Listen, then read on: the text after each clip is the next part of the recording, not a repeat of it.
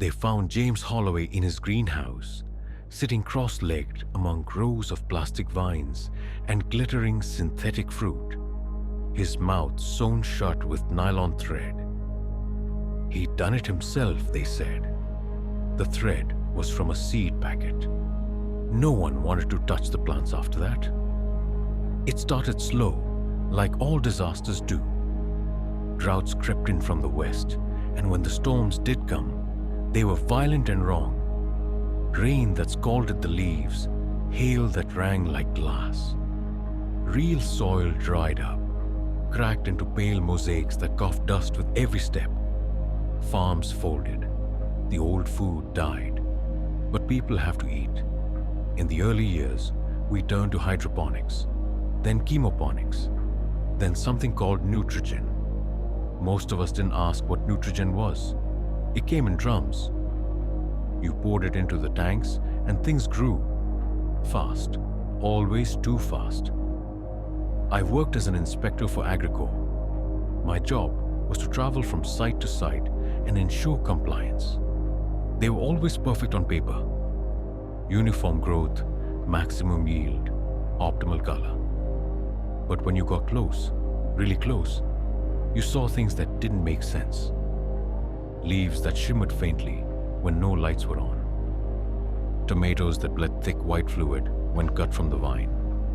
The sound of rustling even when there was no wind. James had been one of the stubborn ones.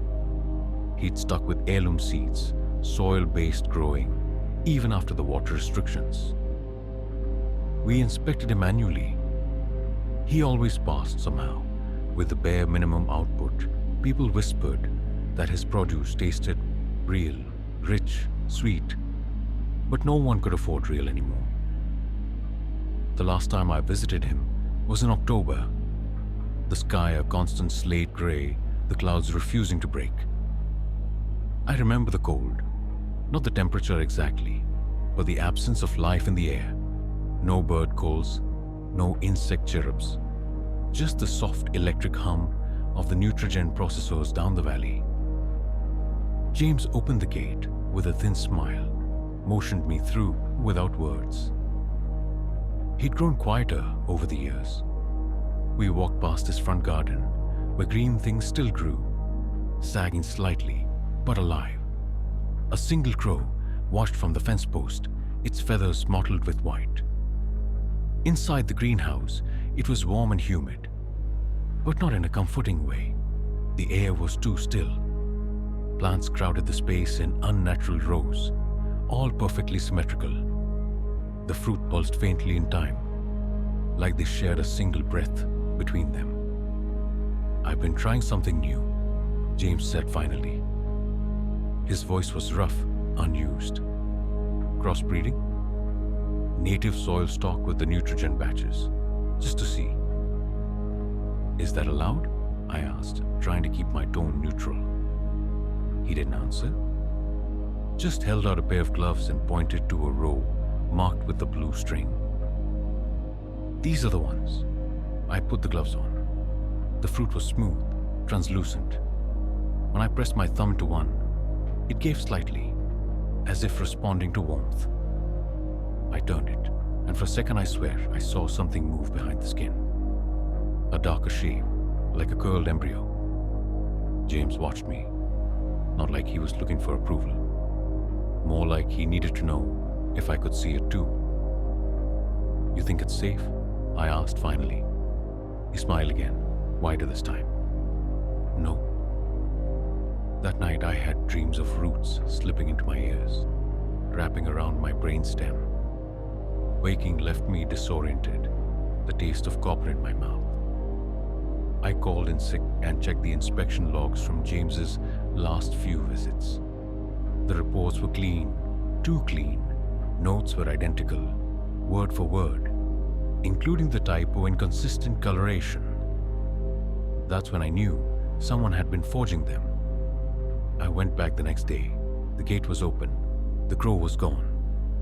His house was dark but not empty. I could feel it. I stepped inside and called for him, my voice swallowed by the soft hum. The greenhouse was worse. Overgrown, the rows had collapsed into a tangled confusion, as if the plants had grown overnight, choking one another out. I pushed through them, and the air got heavier the deeper I went. Then I saw him, at the center, sitting there, mouth sewn shut, eyes wide open, staring at nothing. The plants around him pulsed. Something at the base of one tree-like stem twitched. I thought it was a root until it unfurled a pale, finger-like tendril and reached toward me. I ran. They called it a breakdown, said he had lost touch with reality, driven mad by isolation and chemical exposure. But no one mentioned the plants. No one removed them. A few weeks later, the greenhouse was absorbed by Agricor, rebranded, replanted. The new strain, Holloway hybrid, hit the shelves 3 months later. I tried it once. A single apple. It was glowing faintly in the dark. It tasted like forgetting. That's the only way I can describe it. Like something important had slipped from my memory the moment I swallowed. Like I was one step farther from what it meant to be real. People don't grow food anymore. Not really. They manufacture it. The old farms are museums where children point at wheat as if seeing a relic. The sky is always the same color now. A permanent ash-gray smoke. No birds, no bees, just the plants. I moved out of the city, found a small patch of land up north, where the soil still crumbles under your fingers and water tastes like something other than metal. I tried to grow carrots last spring. They came up crooked, stunted, but when I bit into one, the sweetness made me weep. I don't eat the synthetics anymore, but I see people who do. Their eyes are too still. Their mouths move with just a hint of delay. And sometimes they stand too long in the produce aisles, hands hovering over the fruit that glows faintly under the flickering lights. And the way they breathe, it's in rhythm. Last week, I received a package. No return address. Inside, a seed packet. Holloway hybrid. But the seeds were warm, and one of them twitched when I touched it.